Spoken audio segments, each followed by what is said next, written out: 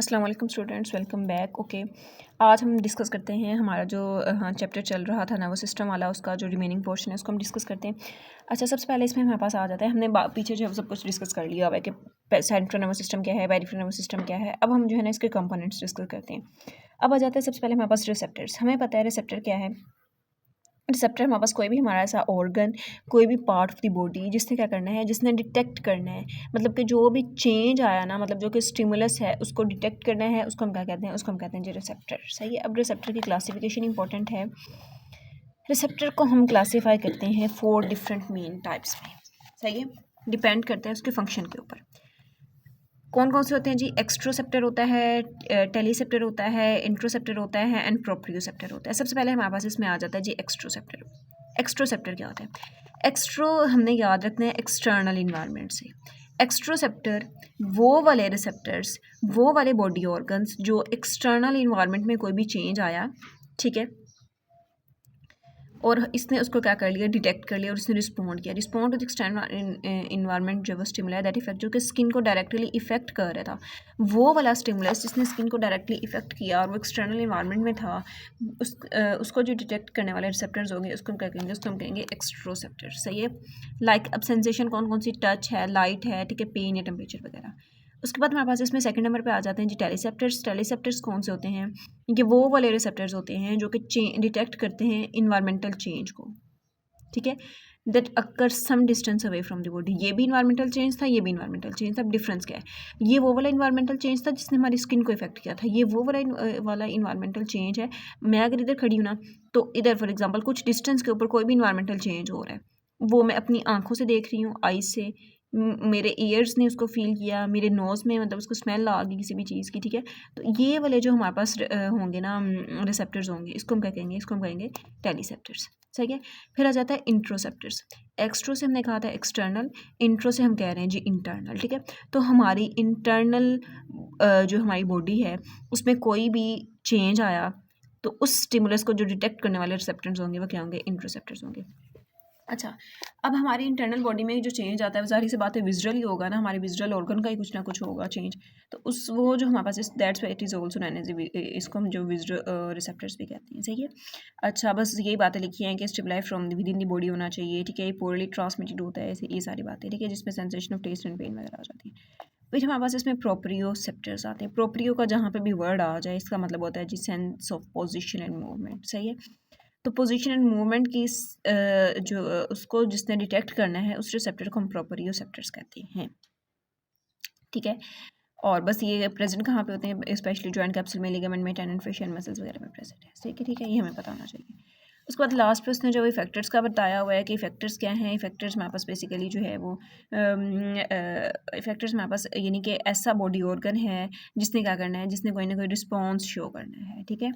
तो अभी फैक्टर हमारे पास बेसिकली जो है वो कैसे काम करते हैं, इसने contraction of skeletal muscle, contraction of cardiac muscle, contraction of the smooth muscles करा देनी, या फिर इसने secretion of the gland secretion करा देनी फ्रॉम द ग्लैंड। सही है, बस ये पता होना चाहिए। उसके बाद ये कहता है, बस उसने ये बताया हुआ कि हमारे पास सारे सारे मोटर फंक्शन होते हैं नर्वस सिस्टम के, जिसको हम फैक्टर्स कहते हैं इनको, ठीक है। और ये बस इसमें से कुछ भी करने की इतनी ज़रूरत नहीं है, ठीक हो गया।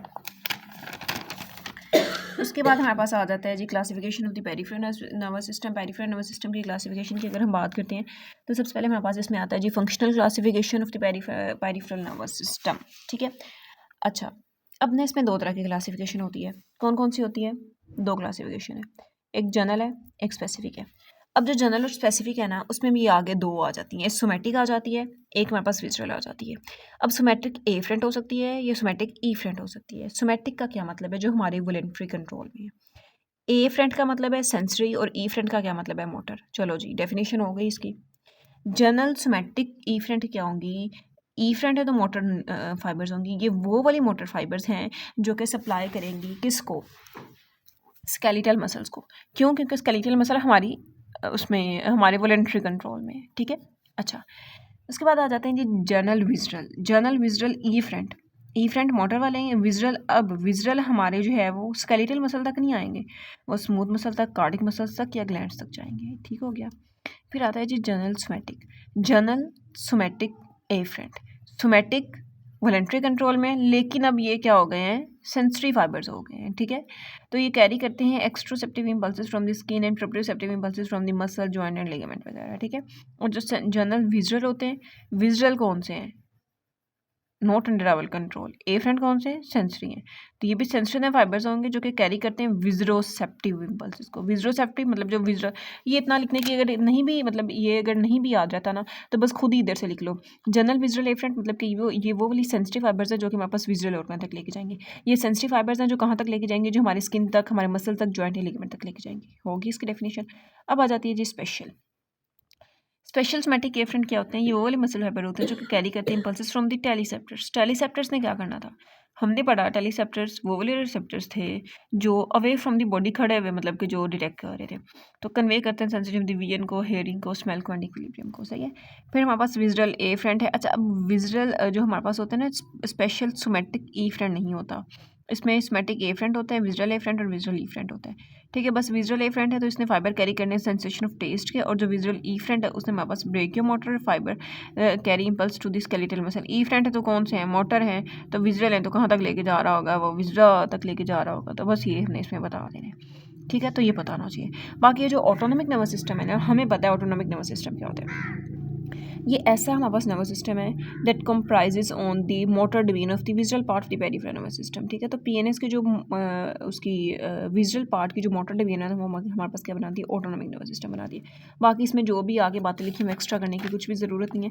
इसमें हमने जो करना है मेन, वो हमारे पास sympathetic and parasympathetic nervous system आ जाता है। Sympathetic and parasympathetic nervous system को भी ना हम टेबल से देखते हैं, ठीक है, क्योंकि वो जो अगर टेबल से देखा होगा ना तो वो कभी भी हमें नहीं भूलेगा, जैसे कुछ भी एक्स्ट्रा करने की ज़रूरत नहीं है, क्योंकि और दूसरी बात ये कि ये जो है ना सिंपैथेटिक और पैरासिम्पैथेटिक, ये अभी हमने जो है वो करना है कहाँ पे, ब्लॉक 1 में ही हमने जो फिजियो में भी करना है, ठीक है। तो या फिजियोलॉजी से कर लो या इधर से कर लो, एक ही बात है, तो वो कवर हो जाएगा दोनों में। अच्छा, उसके अलावा फिजियो में ज़्यादा अच्छा कवर हो सकता है, और वो हम टेबल से इसको जो वो देखते हैं। इससे पहले हम जो है एक दफ़ा ये देख लेते हैं जी गैंग्लिया क्या होते हैं, फिर हम सिंपैथेटिक और पैरासिम्पैथेटिक को भी देखते हैं। ये जो क्रेनियल पैरासिम्पैथेटिक गैंग्लिया है, ये कभी भी इतना ज़्यादा इंपॉर्टेंट नहीं है, बस हमारे सिलेबस में ऐड कर दिए गए, तो हमें एक दफ़ा इसको देखना पड़ेगा, ठीक है। बस इसका नाम पता होना चाहिए, इसकी लोकेशन वगैरह पता होना चाहिए। सिल्ड्री गैंग्लियन होता है, टायरेगो पैलेटाइन होता है, सबमैंडिबुलर होता है, और ऑर्टिक गैंग्लियन होता है। इसको याद कैसे रखना है, याद इसको हमने ऐसे रखना है, ये जो सिल्ड्री गैंग्लियन है ना, सिल्ड्री मतलब कहाँ पे, ये ऑर्बिट में प्रेजेंट होते हैं, ठीक है। और इसको सप्लाई कौन करती है, थर्ड क्रेनियल। थर्ड क्रेनियल हमने पीछे पढ़ा कौन सा वाली थी, बोला ऑक्यूलोमोटर थी। फिर हमारे पास ट्रायरेगोपैलेटाइन है, ट्रायरेगोपैलेटाइन हमारे पास स्कल की बेस में प्रेजेंट होता है, ठीक है, और इसको सेवंथ क्रेनियल सप्लाई करते हैं, दैट इज फेशियल नर्व। फिर हमने बात की सबमैंडिबुलर। सबमैंडिबुलर नाम से ज़ाहिर है कहाँ पे होगा, सबमैंडिबुलर रीजन में होगा, ठीक है, और इसको सप्लाई कौन करेगा, फेशियल नर्व सप्लाई करेगी। और ऑर्टिक है तो ऑर्टिक हमारे पास इंफ्राटेम्पोरल फोसा में होगा, इसको नाइन्थ क्रेनियल नर्व सप्लाई करेगी। बस ये इसमें बातें याद रखनी है, और हमें पता होना चाहिए कि जो हमारी क्रेनियल वो गैंग्लिया होते हैं वो कितनी होते हैं, 4 होते हैं, और उन चारों के नाम पता होने चाहिए। अब इसको ना याद कैसे करना है, हमारी ओसपी होती है ना, उसको हम लिखते हैं OSPE, ठीक है। तो इस ई नहीं लिखना है, इसको सी लिख देना है, तो इसको हमने जो ऑस्पस लिख देना है, ठीक है। तो ये हमने इसको इस तरह से याद कर लिया, ठीक हो गया। बस ये इसमें पता होना चाहिए, और इसमें कुछ भी नहीं करने वाला। बाकी इसमें लास्ट में उसने जो है इंटेरिक नर्वस सिस्टम लिखा हुआ है। इंटेरिक नर्वस सिस्टम क्या होता है, इसमें कुछ चीज़ें करनी है, बस क्या पता होना चाहिए, इंटेरिक नर्वस सिस्टम है ना, अगर तो पता होना चाहिए जी वो वाला नर्वस सिस्टम जो कि हमारे GIT में प्रेजेंट होता है, उसको हम कहते हैं इंटेरिक नर्वस सिस्टम। अब ये जो इंटेरिक नर्वस सिस्टम है ना, इसके आगे 2 इसमें प्लेक्सेस होते हैं। कौन कौन से होते हैं, सब म्यूकोजल प्लेक्सेस होते हैं, ठीक है, और हमारे पास इसमें माइंटेरिक होता है, ठीक है। अब ना आगे जब हम डिस्कस करते हैं ना जाके, मतलब कि इसको GIT वगैरह का, फिर हमें सही इसमें आइडिया होता है। अब हमारा जो GIT ट्रैक होता है ना, उसमें 4 लेयर होती है। कौन कौन सी होती है, म्यूकोजा होता है, सब म्यूकोजा होता है, उसमें मस्कुलैरस होता है, और उसमें सिरोजा या एडवेंटिशिया होता है, ठीक है। तो इसकी जो सेकंड लेयर होती है ना, सब म्यूकोजा, वहाँ पे जो प्लेक्सिस होता है ना, उसको हम कहते हैं सब म्यूकोजल प्लेक्सिस, ठीक है। अच्छा, और जो हमारे पास इसमें होता है ना माइंटेरिक, माइंटेरिक का जो वर्ड होता है ना, ये मस्कुलैरिस से रिलेटेड है, ठीक है।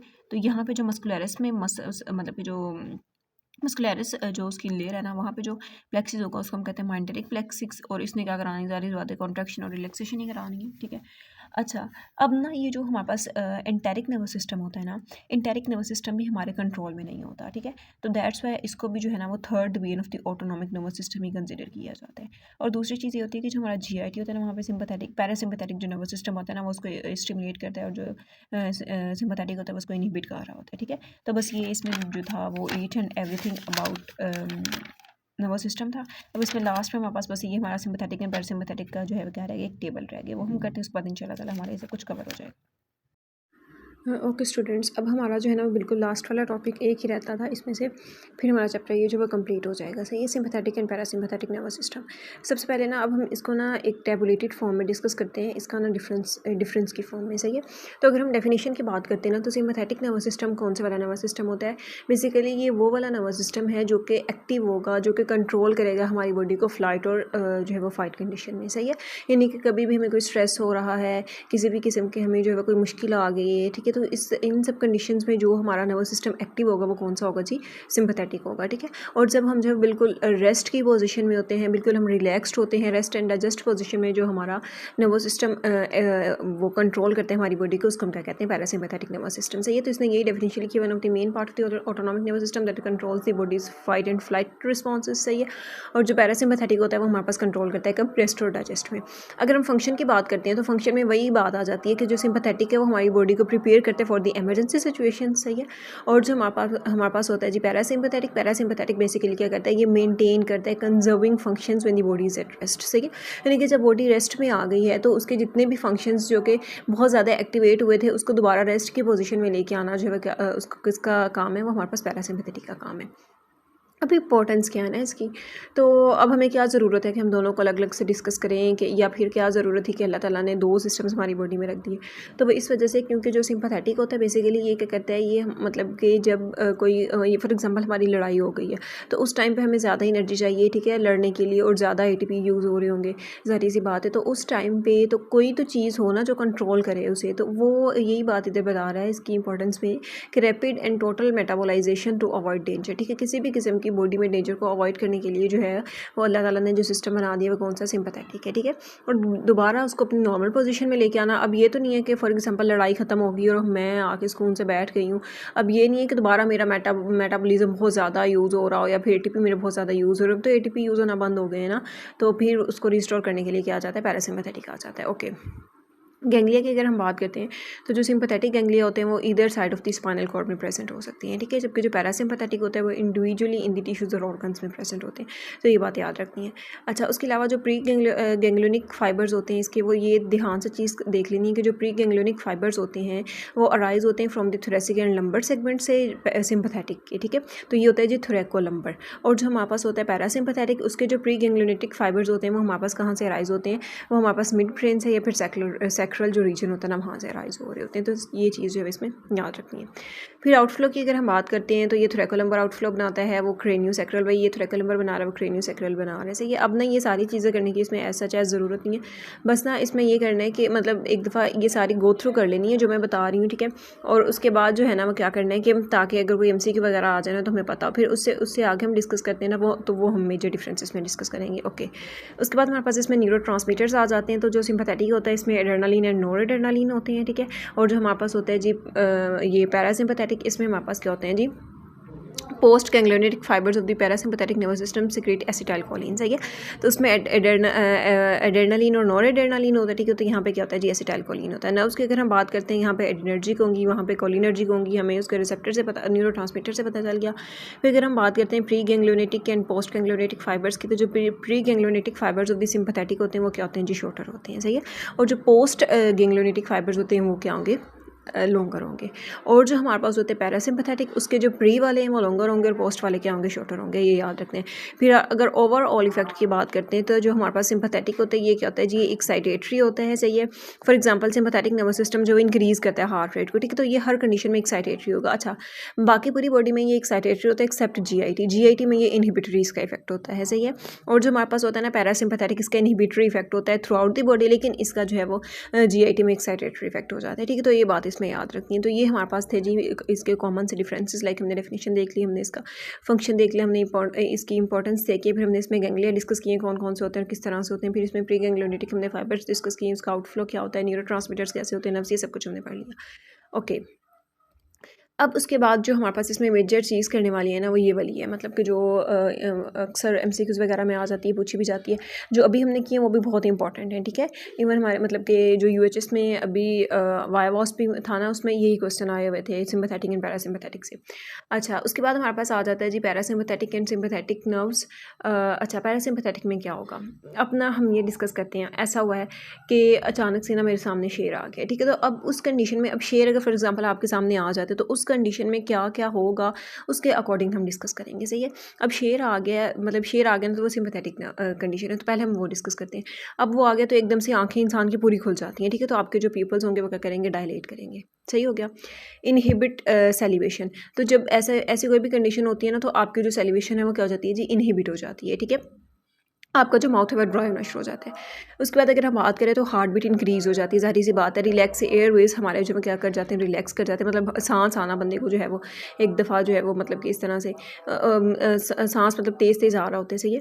उसके बाद अगर हम बात करते हैं, मैंने बताया था कि जो जीआईटी के जितने भी ऑर्गन्स होंगे, चाहे वो आपका स्टमक है, आपकी स्मॉल इंटेस्टाइन है, लार्ज इंटेस्टाइन है, सब के ऊपर क्या होगा, इनहिबिटरी इफेक्ट होगा सिंपैथेटिक का। तो जो एक्टिविटी ऑफ स्टमक आ जाए, स्मॉल इंटेस्टाइन आ जाए, लार्ज इंटेस्टाइन आ जाए, पेनक्रियाज आ जाए, कोई भी चीज़ आ जाए ना, तो उसकी गॉल ब्लैडर आ जाए, तो इन सब की एक्टिविटीज़ क्या हो जाएंगी, इनहिबिट हो जाएंगी। आंखें बंद करके इनहिबिट लिख देना, सही है। इनहिबिट स्टमक की एक्टिविटी, गॉल ब्लैडर की एक्टिविटी, इंटेस्टाइन की एक्टिविटी हो गया। उसके बाद हमने पढ़ा कि जो सिंपैथेटिक नर्व्स होती हैं इन्होंने क्या सेक्रेट करना है, एड्रेनालिन एंड नोर एड्रेनालिन और एपिनेफ्रिन और नोर एपिनेफ्रिन, सही है। वो इन्होंने रिलीज़ कर दिया और इन्होंने ब्लैडर को क्या करवा दिया, रिलैक्स करवा दिया, सही हो गया। यानी कि यूरिनेशन में इनहिबिट हो जाती है उस टाइम पे, ओके। अब पैरासिम्पैथेटिक में सारा इसके अपोजिट लिख देना है, क्या कि हमारे जो पीपल्स होंगे, अब मतलब शेयर चला गया है, हम बिल्कुल नॉर्मल हो गए, रिलैक्स हो गए, थोड़ा हमें सुकून हो गया, तो उस कंडीशन में क्या होगा, हमारे पीपल्स करेंगे, कॉन्स्ट्रिक्ट कर जाएंगे, सलाइवा दोबारा आना शुरू हो जाएगा, ठीक है। हमारी जो हार्ट बीट है वो स्लो डाउन होना शुरू हो जाएगी, एयरवेज जो मतलब कि सांस अब नॉर्मल होना शुरू हो जाएगा। फिर stomach, gall bladder, intestine, bladder वगैरह सब कुछ अपने मतलब कि नॉर्मल पोजीशन में जो है ना आ जाएंगे और नॉर्मली काम करना स्टार्ट कर देंगे, ओके। ये भी हमने देख लिया। उसके बाद ये ना एक और डिफरेंस मुझे मिले थे, तो ये भी मैंने ऐड कर दिया। इसमें भी सारी वही बातें लिखी जो अभी हमने डिस्कस कर ली कि जो पीपल है वो डायलेट करेगा। इसी तरह से स्लेवरिक ग्लैंड्स में क्या होगा, ओरल और नेजल म्यूकोजा में क्या होगा, म्यूकस प्रोडक्शन जो है ना वो सिंपैथेटिक में रिड्यूस हो जाती है, ठीक है। और पैरासिम्पैथेटिक में जो है वो इंक्रीज। पैरासिम्पैथेटिक में वो वाली चीज़ें सारी जो स्टिमुलेट और इंक्रीज़ होनी है जिस चीज़ की हमें उस टाइम पर ज़रूरत है हमारी बॉडी को, सही है। बाकी जितनी भी चीज़ें वो सारी इनहिबिट हो जाएंगी। हार्ट रेट इंक्रीज़, हमें पता है लंग के जो है वो ब्रोंकियल मसल्स रिलैक्स हो जाएंगे, स्टमक जो है वो उसकी पेरिस्टाल्सिस रिड्यूस या फिर इनहिबिट हो जाएगा। उसका function small intestine, large intestine हमने डिस्कस कर लिया।